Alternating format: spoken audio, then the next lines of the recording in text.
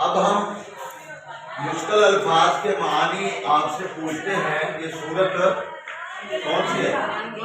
अंबिया।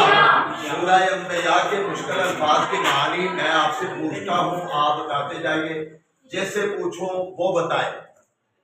फतक ना होगा, आप फिर हमने उन दोनों को अलग कर दिया। बैठ जाओ। अन तमीदा बिहिम, आप ये बड़े देना लगे। बैठ जाओ। मोरेजून, मुंह मोड़े हुए, शाबाश। अलखुदा, हमेशा रहना। योम से को, बैठ जाओ। ना से कूहू,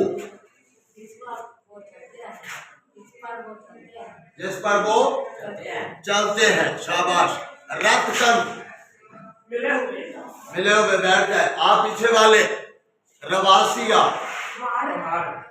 पहाड़, चले, बैठ जाए। सकफन, छत। यस्बाहूर, आ भाई कंपनी जी, तैर रहे हैं, बैठ जाओ, शाबाश। फितनातुन, आजमाइश। मनसका,